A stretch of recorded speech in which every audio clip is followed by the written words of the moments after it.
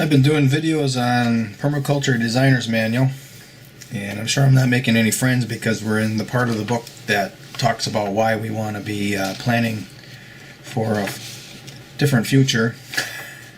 No one wants to change, but I was working on this chart as I'm going along, and I want to work this out a little more. So we got to start with this premise that there is a, let's see, we'll use brown. We have bioproduction,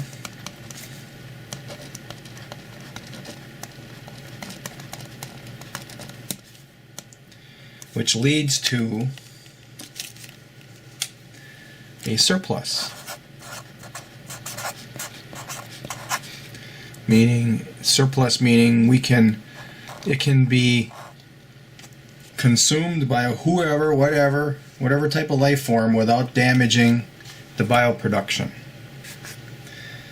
Another easier way to explain it is we have an apple tree. Get the roots down here, and there are branches.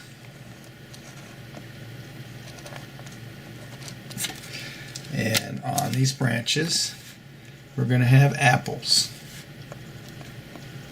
Now, I was taught you only should have 2 apples on one branch. So if you have clusters of 5 and 8 and 10 apples, you got to pinch some of them off. But if you are just going wild, just let her go. Of course, we got some green leaves here all over the place. Green and red is nice. Okay, now the apples, or the tree is the bioproduction, using this term to describe.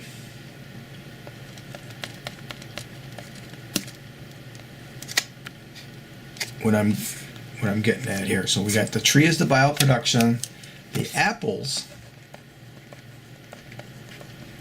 are the surplus.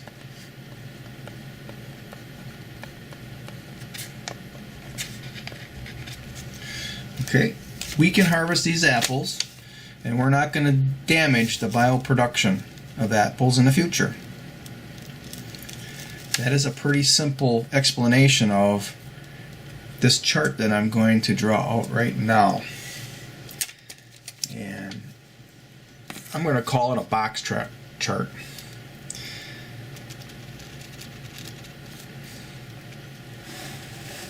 And it's going to be multi-dimensional, which most charts are. I mean, not all charts are. Some are just single dimensional, some are just binary charts. This is going to be multiple. It's going to have different influences. And let's see how I'm going to do this now. I got to get a color coding here as I go along. Got to get my pens out here. Yeah, I think I got enough colors. So the first one we're going to write out is, we'll go with the green on the leaves as the surplus. So let's do surplus on this side. And we'll do bioproduction with the brown pen.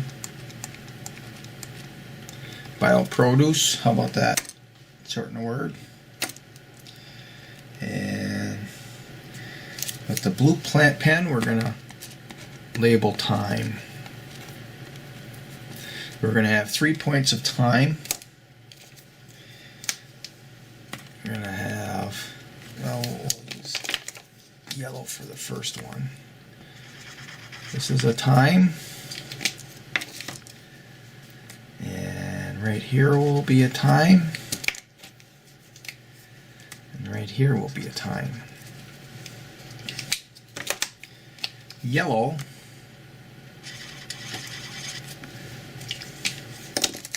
is 10,000 years ago.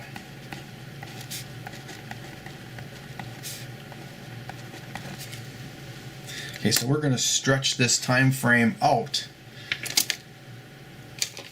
to pink. This is pink here. Got caught up some of that black ink there. Pink signifies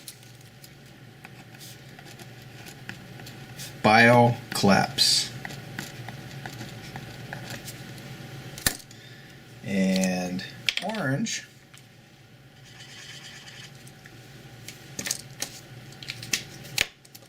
signifies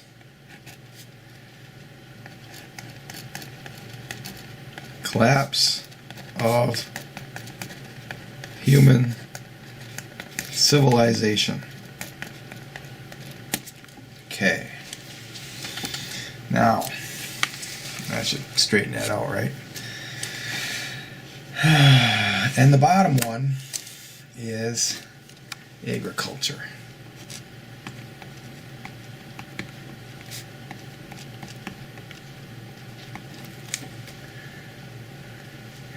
Meaning humans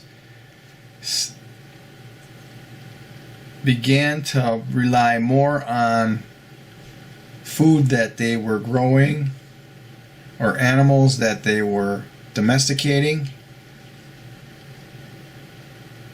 and that has grown over time and that resulted in relying less on the bioproduction of the planet.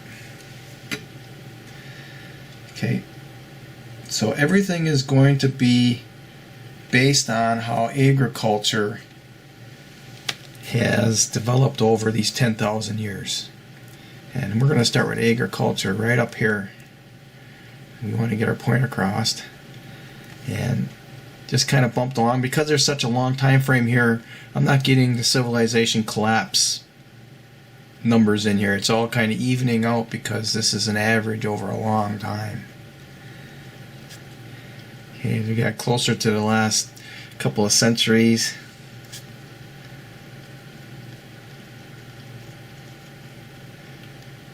Agriculture grew, but in this chart it's signifying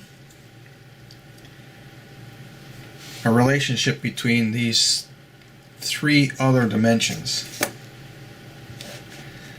That's why we started at the top and are coming down. Okay, then the next we can put into here is the surplus. Remember we talked about the biological surplus being just the apples? If we would always only just harvest the apples, we would never have an issue.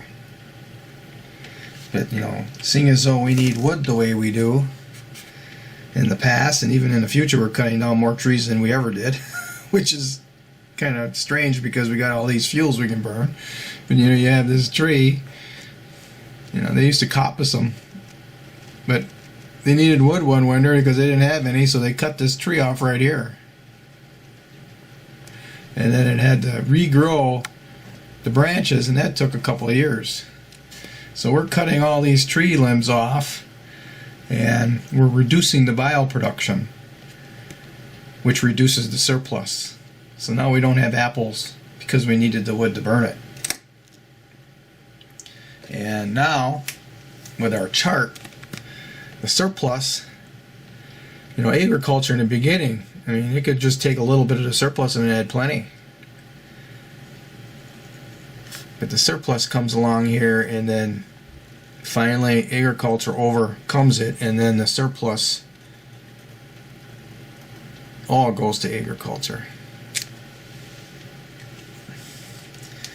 And this is the line that matters the most. This is the bioproduction line right here, and it doesn't meet it until we have civilization collapse. So at the time of civilization collapse, this all ends, and then at that point we're hoping that all of these lines, or actually the two lines, the bioproduce and the surplus, we're hoping that both of these two lines begin to increase once we have civilization collapse. Okay? That's what we're hoping. But we also risk this where the bioproduction goes down to here. And the pink line, the pink dot, is biocollapse. Then there'll be nothing. So that's what we're risking by bringing agriculture in and reducing the bioproduction of the planet. That's what we're risking. Going right down to here. And it could be some other form of malady, like, maybe it'll be a total climate collapse. I don't know. Agriculture, as they clear all the wild diversity, they are affecting the climate. You just think about the trees casting shade on the soil and preserving soil moisture. You cut all these trees down and the soil is basically either drying out, or if there's too much rain, it's just washing away down in the streams, down into the lakes, down into the oceans. So, no matter what, it doesn't look good.